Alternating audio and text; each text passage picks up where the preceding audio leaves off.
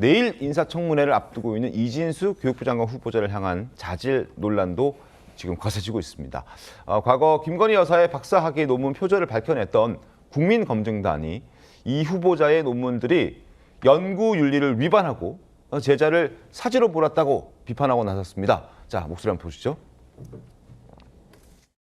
지방에 있는 저를 부르신 이유에 대해서 생각해 봤는데요. 교육을 통해서 국가 균형 발전을 좀 실현하시겠다라는 그런 뜻이 담겨 있는 게 아닐까. 국민의 목소리에 귀 기울이면서 제게 주어진 어떤 소임에 최선을 다하겠습니다. 교육자의 기본 자질을 갖추지 못하고 있다. 이렇게 말씀드리는 겁니다.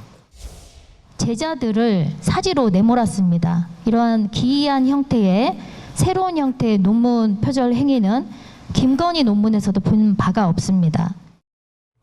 세게 비판했습니다. 자, 교육자의 기본 자질을 갖추지 못했다. 그리고 이런 형태의 논문 표절은 김건희 여사 논문에서도 본 바가 없다. 새로운 형태의 논문 표절이다라고 상당히 수준 높게, 수위 높게 비판을 했는데 화면 한 개 보겠습니다. 이진수 후보자의 논문은 한 150개 정도 되는 것 같아요.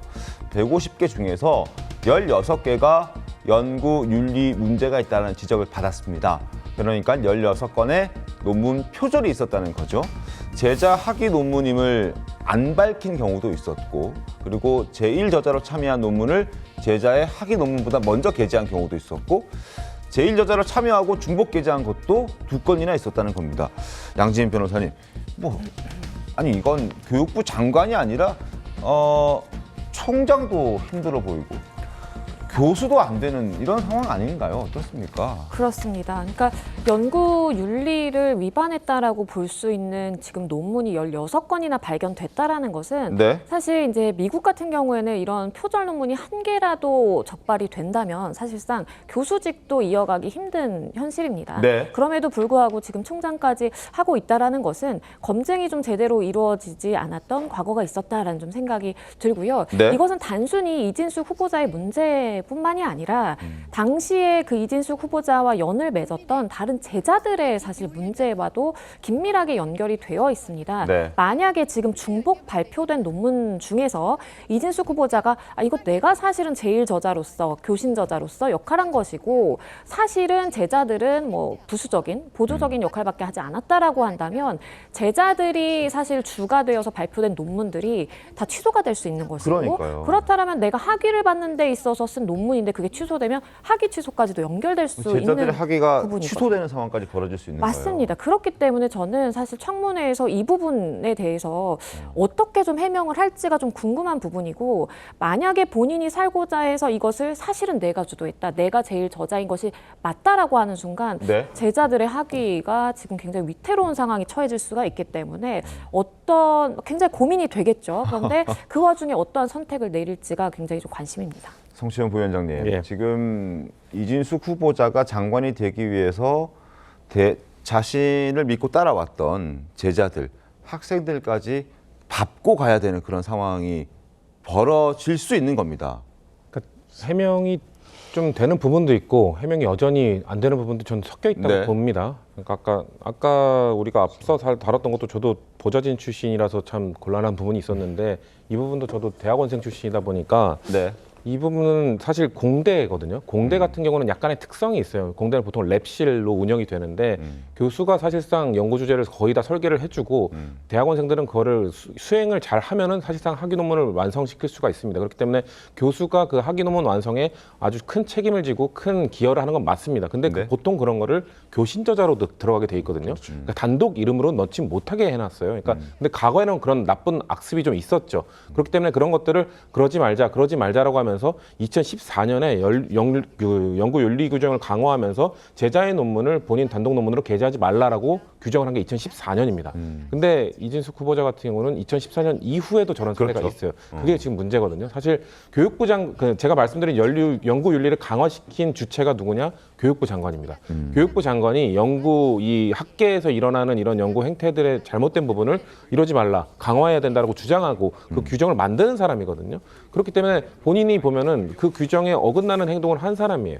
그 근데 과거에는 그 규정을 만드는 사람으로 그러니까 간다. 그게 가장 지금 부적절한 부분인데 전 그래서 지금 뭐 표절 부분이나 제자의 논문 이런 어떤 부분 그 기준이 세워졌던 24년 표절 같은 경우는 2007년이거든요. 그 이전에 있었던 부분은 저는 어느 정도 그래도 해명이나 설명을 할 수 있는 부분이 있다고 생각합니다. 학교에 네. 있었던 나쁜 관행을 내가 그대로 했다라고 그냥 좀 사과와 함께 유감 표명과 함께 설명하면 되는 부분인데 그 이후에 있었던 부분에 대한 설명을 좀 더 해야 되고 그리고 국민들로 하여금 제가 말씀드린 부분 그 윤리 규정을 강화하는 주체가 교육부 장관인데 그것과 관련돼서 이진숙 후보자가 그 업무를 수행할 수 있을 것인가에 대한 그 연결고리를 어떻게 설득할지에 대해서 내일이죠. 청문회 과정에서 이걸 충분히 설명을 해야 된다고 보거든요.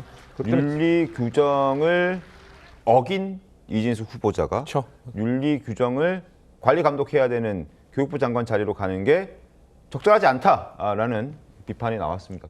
정말 이분 같은 경우는 역대 어느 정권에서도 각급 위원회에 참여 안 한 적이 없어요. 아, 그렇군요. 그러니까 이제 충남대가 국립대입니다. 네. 충남 국립대인데 이 이제 대학 교수를 좀 좀 젊은 나이에 교수 임용이 이루어졌어요.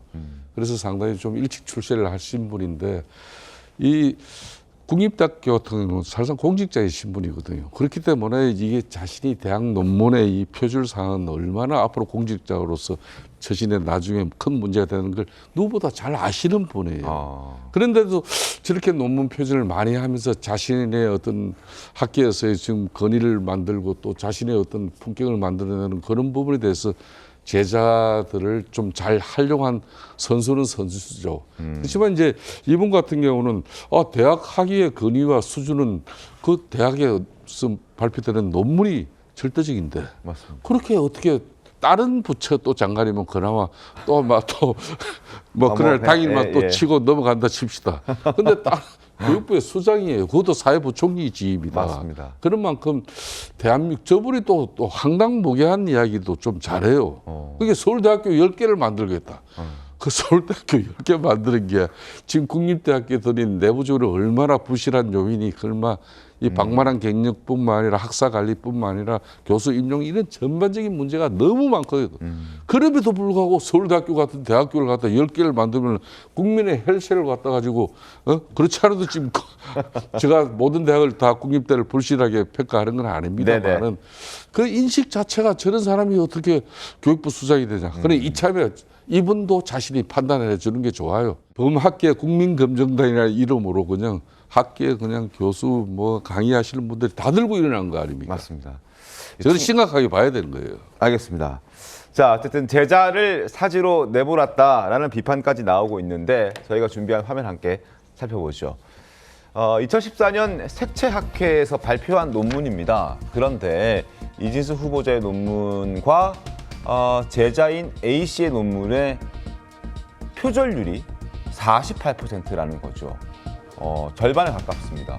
10%만 넘어도 이건 표절이다라는 학계의 의견들이 있기 때문에 48%라는 수치는 이거는 거의 컨트롤 C, 컨트롤 V를 했다라는 평가도 나옵니다. 양진희 변호사님, 저 정도면은 거의 뭐 그냥 똑같은 논문이라고 봐도 무방한 수준 아닌가요? 그렇죠. 근데 이제 문제는 사실 저렇게 48%의 표절, 그러니까 일치도를 보이는 그러한 논문뿐만 아니라 지금 분석을 해보면 56% 표절률을 보이는 논문도 있는 것이 지금 네. 현실인 것이고 보여주신 그 이제 내용을 보시면 아시겠지만 똑같이 표라든지 그 내용들을 그대로 갖다 썼습니다. 그러니까 일부 뭐 참고를 해서 그 부분에 대해서 내가 아이디어를 얻어서 나의 연구 논문 주제로 뭐 삼았다. 이런 지금 해명이 통하지 않을 정도의 유사도를 보이고 있는 상황이거든요. 네. 그렇기 때문에 일부 논문에 대해서 표절이라고 인정을 할 수밖에 없는 상황은 뭐 피할 수 없다라고 보이고요. 네.